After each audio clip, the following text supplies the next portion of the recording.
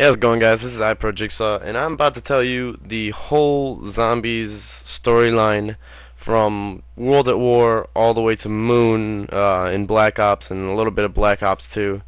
And I'll just give you the full thing here. But first off, before I start this, I want you to know that everything that I'm about to say is true, like concrete details backed up by the radios, lyrics to the songs, clues around the map, dialogue, everything that I'm about to say is true. If you don't believe like any parts of this, just play the maps, listen to the radios, you'll see for yourself. You'll draw those conclusions. So this is just what me and pretty much everyone else has collected.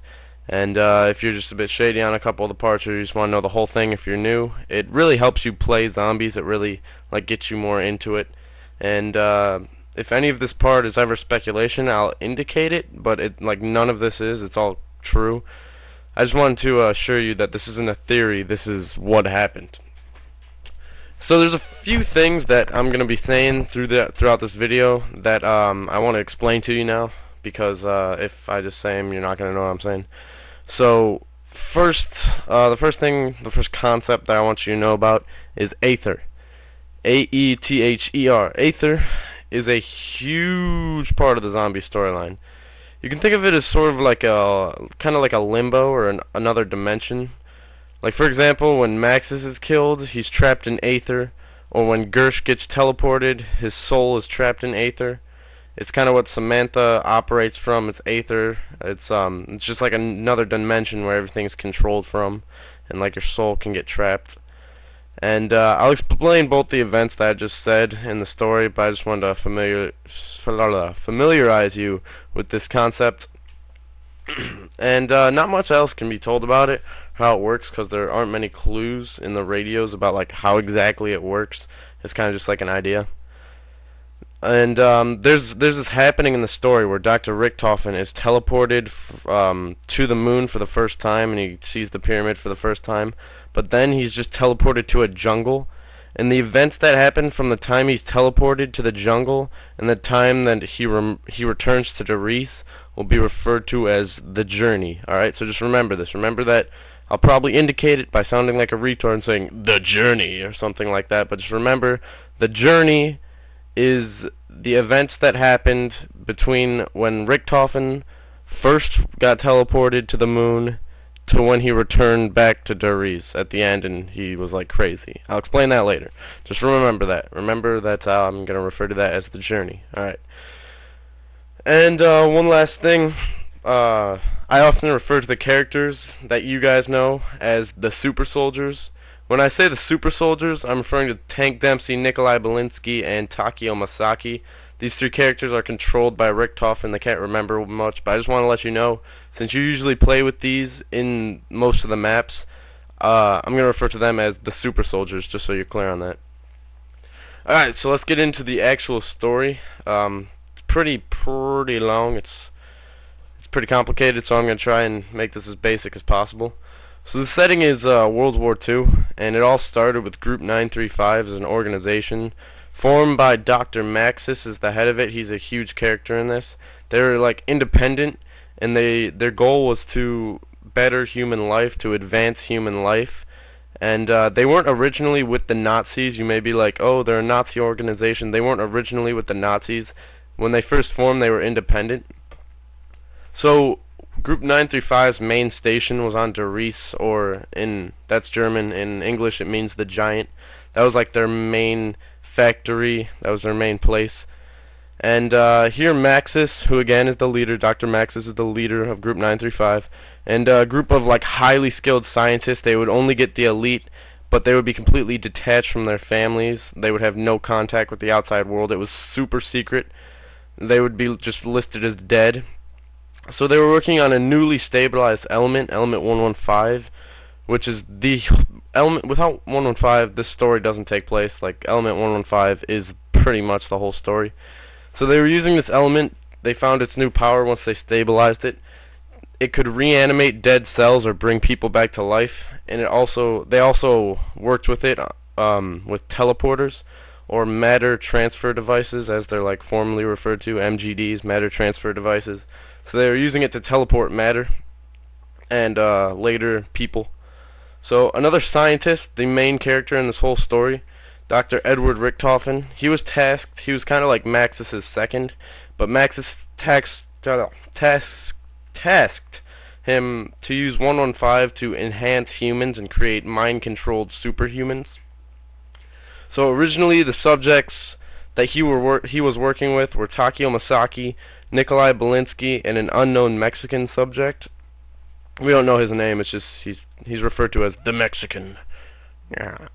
Richtofen, he was testing on these, like he used these different people because he wanted to see how different races reacted to his tests. All the subjects used were usually like prisoners, like captured and donated to the humans by the Germans, like maybe the army or just people in prisons. So most of those subjects, the three subjects, were like in the army, or they were prisoners of war usually. And Richtofen originally tried to find a physical barrier within the mind that would help him control the human mind. Like he thought there was actually something that like was a barrier of mind control, so he tried to like cut it out of the Mexican, but he killed it. Racist bastard. Yeah, so the Mexican died and he wanted a replacement, so he got an American tank, Dempsey.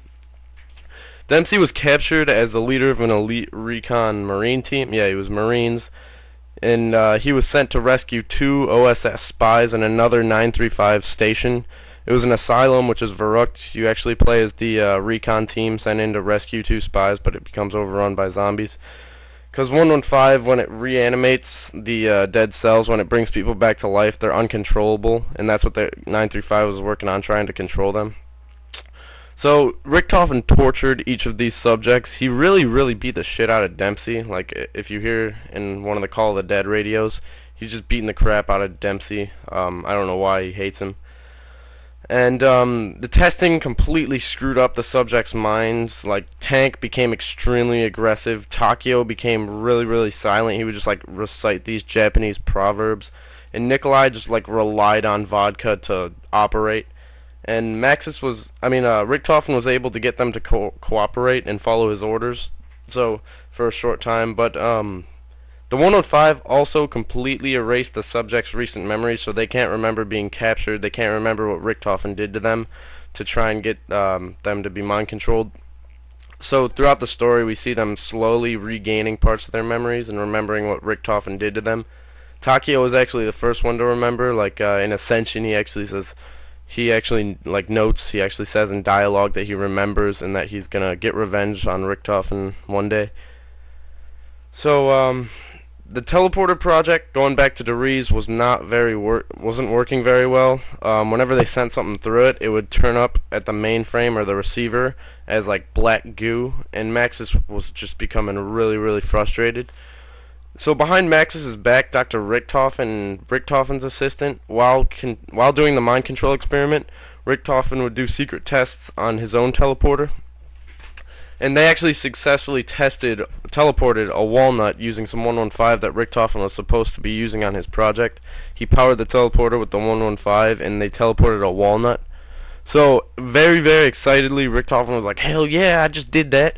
So he quickly told Dr. Maxis of his success. But Maxis actually got really mad, and he scolded Richtofen for working behind his back and not concentrating fully on the project. So Richtofen was like all happy and like, "Oh yeah, I just did this. He'll be so happy." And then Dr. Maxis actually got really pissed. So Maxis told Richtofen to completely stop working on the teleporters and return to his original project. So Richtofen, it's understandable. He was really pissed. He's like, "I just did this. I just successfully teleported something," and he's seriously not happy. So Richtofen was beginning to think that Maxis didn't have the right focus, and he began to think that he wasn't right to lead Group 935. And to only add to Richtofen's growing hate towards Maxis decided to start working for the Nazis, because the Nazis came to 935 with an offer. If they produce weapons and technology, then the Nazis will fund them, and that's what they really needed, was funding. So Richtofen thought this was a horrible idea, because Group 935 was supposed to better the quality of human life and not like make weapons of mass destruction. So Richtofen really was angry with Maxis, and this is when 935 became a Nazi organization. And Richtofen decided to continue the secret teleporter projects even though Maxis told him to completely disregard it, and he decided to take it to a whole new level by teleporting himself through it. He would be the first human to teleport through it.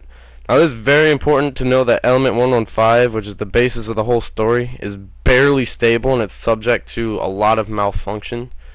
So when Richtofen and his partner Schuster, his assistant Schuster, Dr. Schuster, he commands Schuster to press the button to teleport him. He isn't teleported to the receiver, but instead he was teleported to a strange cavern with a pyramid-like device that he states is some sort of alien technology. It's about as tall and as wide as an average human, so he assumes it's hollow, and when he touches it, he's shocked. And then he starts to hear whispering and voices, and he notices strange writing like all over the walls. And then just randomly, he's teleported to a jungle, and that is where the radio cuts out. But what happens from the time he enters the jungle and when he appears at Doriz is what I call the journey. That's what I mentioned at the beginning to remember. The journey is the events that happen from when he enters the jungle from Moon to when he got back to Doriz, when he reappears at Doriz. And I'll explain that more later. So we know it was about 3 or 4 days until Richtofen got back to Doriz, and Schuster was like, he was really scared that Richtofen died and he was going to just scrap the teleporter project so he didn't get in trouble. But when Richtofen reappeared at the mainframe, Schuster he noticed that Richtofen was a bit crazy. Like Richtofen he was just like really determined at something. He was very, very different. He sounded kind of crazy than when he left, and Schuster was asking him all these questions. He was like, "Oh, what happened? Where'd you go?" And Richtofen was just like, "We have work to do," and then that's where that radio ends. So he teleports Schuster and another scientist, Dr. Groff, up to the moon. The cavern is on the moon with the pyramid on it, if you didn't know that. So he teleports these doctors up to the moon along with a few more scientists, and they actually dig out the cavern and build a bit of a base, which is Griffin Station, around the pyramid device. So they just build this whole base around the pyramid device trying to open it. So Richtofen continues his work on Earth as not to raise suspicion from Dr. Maxis. So Maxis has no idea that there's scientists up on the moon and that there's this pyramid device up there. So for days, Schuster and Groff try to figure out how to open the pyramid, but they can't get it open. And when they were almost out of hope of opening it, they were about to give up. Schuster kills a rat that's been running around in their little camp down there, and it seems to be absorbed into a small glass jar attached to the pyramid. Like, its soul just gets absorbed into the glass jar. So they soon come to the conclusion that the device is powered by the souls of living creatures. And they tell Richtofen this, and pretty soon he has about 100 prisoners or just other people shipped through the teleporter to be killed to power the device to try and get it open. So the bodies are then left on the moon of the people that they killed, so that explains how zombies got up there. The bodies would get reanimated by the large concentrations of 115 on the moon. And around this time, Richtofen's frustration and hate of Maxis was growing. He came to the conclusion that Maxis wasn't really focused on the goals of Group 935, and Maxis was actually distracted by, he was kind of falling in love with his secretary, Sophia. So Maxis also promised to mass produce the super weapons for the Nazis, like the Wunderwaffe, which is kind of like the lightning gun, and he was going to mass produce that for the Nazis, but he isn't even working on it. And Richtofen is really, really pissed, and he's starting to plan to kill Maxis. But unknown to a lot of people, the death of Maxis was actually ordered by the Illuminati. On Doriz, there's a note written in Illuminati symbol saying, "Richtofen, it's time to kill Maxis." And Richtofen often notes in dialogue about his service to the Illuminati, confirming he is a member, but we don't know why the Illuminati would want to kill Maxis. I don't know why they identified him as a threat. So there's two reasons that Richtofen wanted to kill Maxis. So no matter the motive, he was planning on killing Maxis. And Maxis doesn't know that Richtofen created a working teleporter, so he's trying to develop a working teleporter because his still doesn't work. So one day he's really, really pissed. He just tries to teleport his daughter's pregnant dog. Maxis has a daughter. Her name is Samantha. She's very, very, very important to the story also. And she has a dog that's pregnant. And he teleports it, but it doesn't appear on the receiver. So Maxis's daughter then runs into the chamber, like to the teleporter, yelling at her dad about her lost dog, and Richtofen sees this as his opportunity. So Richtofen locks Maxis and his daughter in the faulty teleporter and activates it, saying the famous words, "Goodbye, Dr. Maxis." And then he teleports it, and it doesn't work. Like, the teleporter doesn't work. He teleports it, and they disappear, so he thinks it kills them both. Unknown to him, it actually teleports them to the moon. And at the same time, Schuster and Groff, the scientists that are up on the moon, are just finishing the killing to open the teleporter. To open the pyramid, and the pyramid is opening.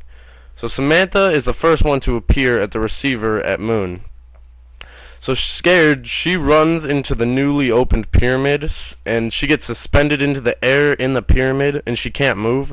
The pyramid closes with her still inside it. She's a child when she goes in. And here her soul is now trapped in Aether, which is the concept that I also explained at the beginning, the other dimension.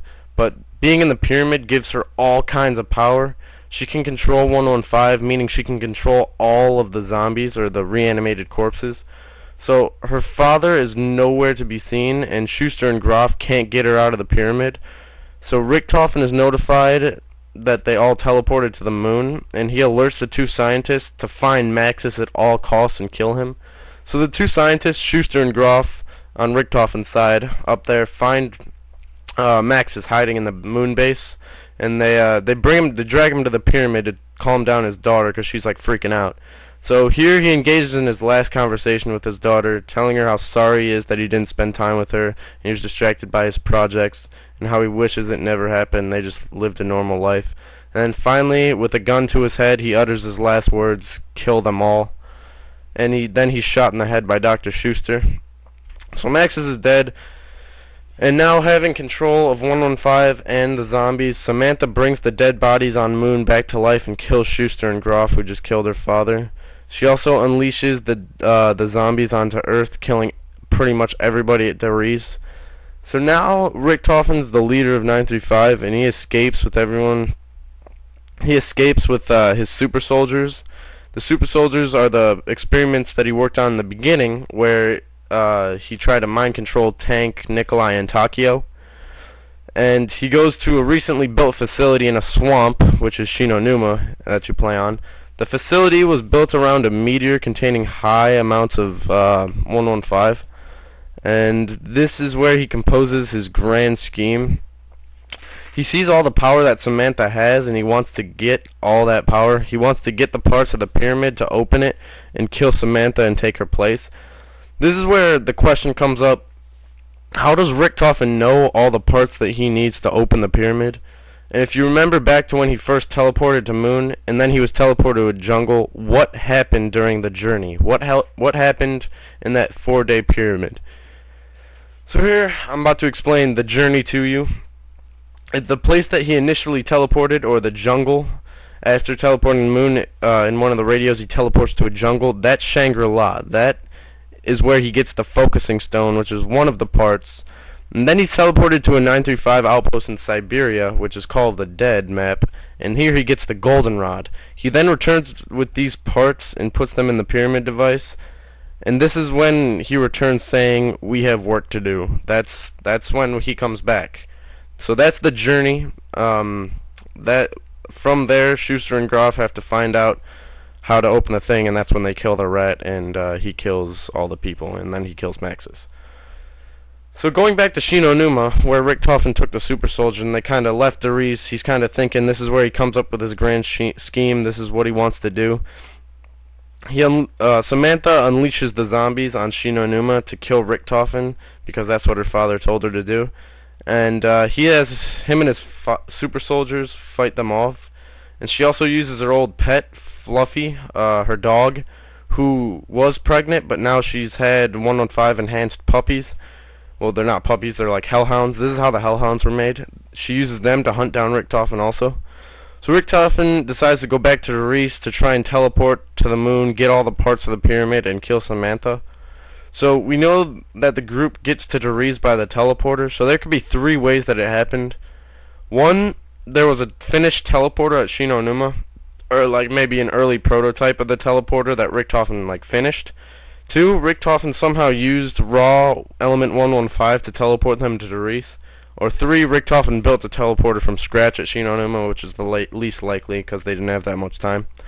And so, no matter how they got there, they appeared at Doris and all the zombies were already attacking them.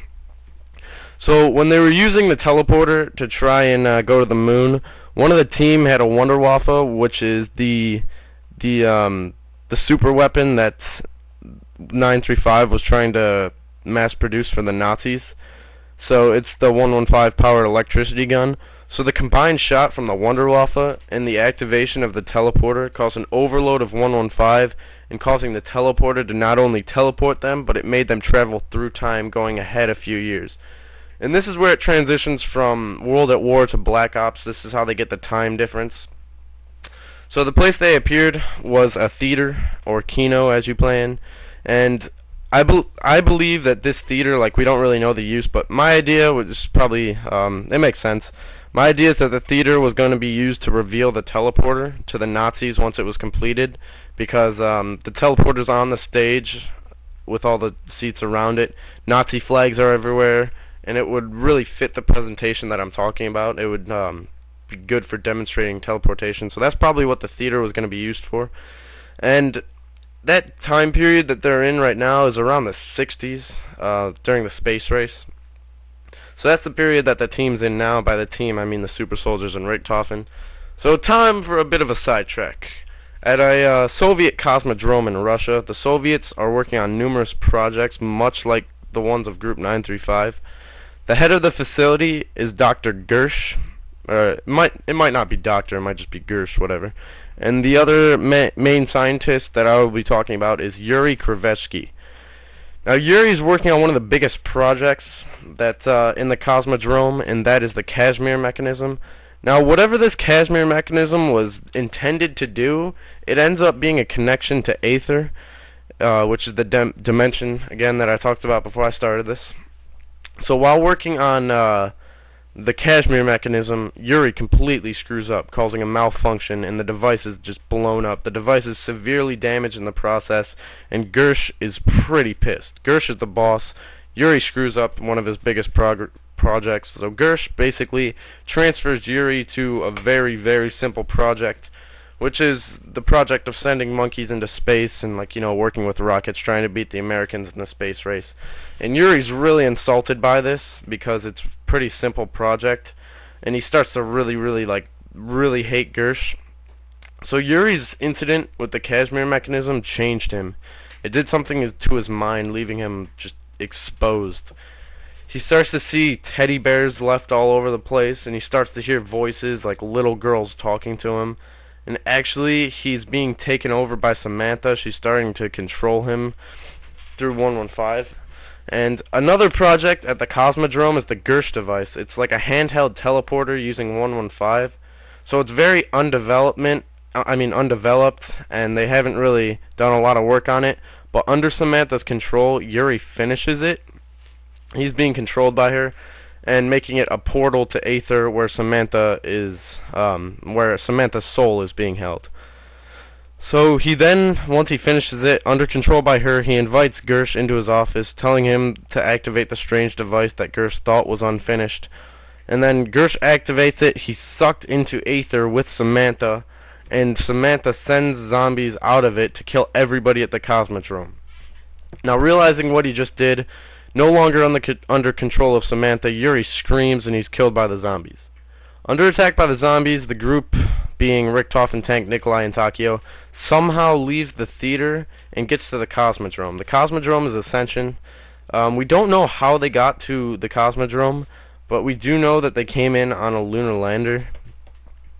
So when they arrive, the Cosmodrome is filled with zombies, and Gersh calls out to them, begging the group to free him from Aether by powering the Kashmir mechanism.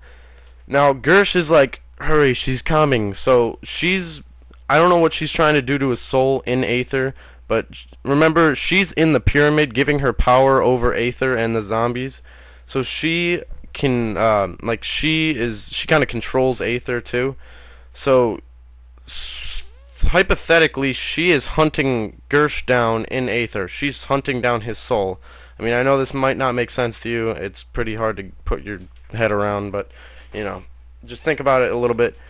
So she's trying to kill him or his soul, and he's calling out to the group, who's now in Ascension, to free him by powering the Kashmir mechanism. So the group succeeds in getting enough power to the mechanism to free Gersh. That is the main Easter egg in Ascension that you do. In Ascension, it's the Kashmir mechanism Easter egg. And when you free Gersh, we don't really know what happens to him. He just says thank you and kind of floats on away. So the group is now under attack by zombies in the Cosmodrome, and Richtofen, he gets what he comes for. He gets the Gersh device, and he gets the Kashmir mechanism.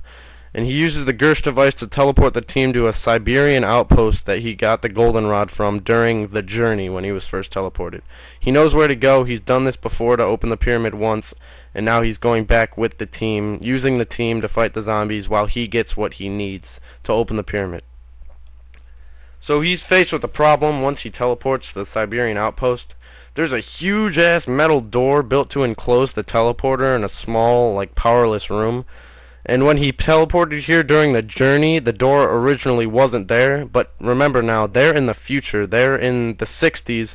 He first teleported there in the 30s, or the 40s. So the door wasn't there before, but the door's there now. It was built with between that time. So they're trapped in the room with no power, but Richtofen needs the goldenrod. Luckily, there's a movie being filmed at the site where they're trapped. Unfortunately for most of the movie crew, Samantha unleashes a hell of a lot of zombies to try and kill Richtofen, and killing most of the crew, including the director George Romero. Now this is where you play on Call of the Dead. You play as the cast of the movie, and you help Richtofen and the super soldiers acquire the goldenrod and fix the teleporter. So Richtofen sends you on a series of tasks to acquire the goldenrod for him, and once you get it, they teleport away. It is unknown what happens to the movie cast after this event. So Richtofen, now he has the goldenrod, which is one part that he needs, but then he teleports them to the jungle that was his second destination in the journey. He's back in that jungle, and the jungle map is Shangri-La, and the Shangri-La is basically like just a mindfuck completely. Like, it's a mining site for 115, but it also contains a temple. This map's kind of screws with your head if you do the Easter egg. So here Richtofen's trying to acquire the focusing stone, which is another part that he needs. And acquiring the focusing stone is the main Easter egg on this map. On Shangri-La, if you do the Easter egg, that's your whole goal, is to acquire the focusing stone. So during the Easter egg, you'll find that a pair of explorers, Brock and Gary, went exploring in the temple. And they're explorers of the future, but when they're exploring in the future, like past the 60s, they accidentally traveled back in time to when Richtofen took the super soldiers to get the stone. So our present is their future, is their past. So they teleport back, and there's zombies everywhere because Samantha's trying to kill Richtofen, and they get killed. So the group travels back in time because there's a solar eclipse, and using 115. I'm not really sure how that works on Shangri-La, but there's a solar eclipse. It's part of the Easter egg on that map, and you save the two explorers. They give you some dynamite, which you then use to blow up in the temple and get the final piece, which is the focusing stone. And finally, Richtofen teleports the group to Area 51 in America, where there's a working teleporter. And in the map 5, we learn that most of Group 935's research projects were moved to secure American bases, explaining why the teleporter is at Area 51. So Richtofen uses the teleporter at Area 51 to get to Moon. He assembles the parts of the pyramid and activates the pyramid to open the device. And during one of the steps of activating the pyramid, Richtofen has a little run-in with Maxis. Maxis's soul is trapped in Aether, again that dimension, and he confronts Richtofen through the Kashmir mechanism, which Richtofen has, which Richtofen is using to charge the goldenrod combined with the focusing stone. So basically he has all these parts, all these things that you've ran around for on the map. He's putting them all together, he's charging it up to put it in the pyramid like he did the first time after the journey, and the original two scientists killed all the people to power it and open it, and then Samantha ran into it. He's basically just trying to repeat that.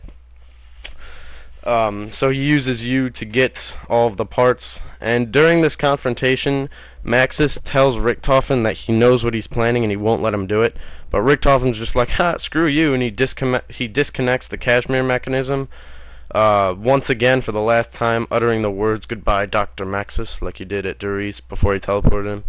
So the rod is charged, Richtofen places it in the pyramid, he kills 100 zombies, which are attacking him because he needs their souls to open the pyramid. He opens the pyramid. Upon opening the pyramid, his soul switches with Samantha's, and they switch bodies, basically.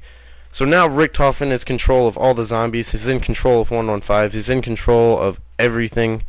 And this was his plan all along, was to get inside the pyramid, switch with Samantha, and just control everything. He wants to control the whole world. He notes this all the time in the maps before we even knew like this was his plan all along. So now Samantha is in his body fighting with the group, with the super soldiers against the zombies.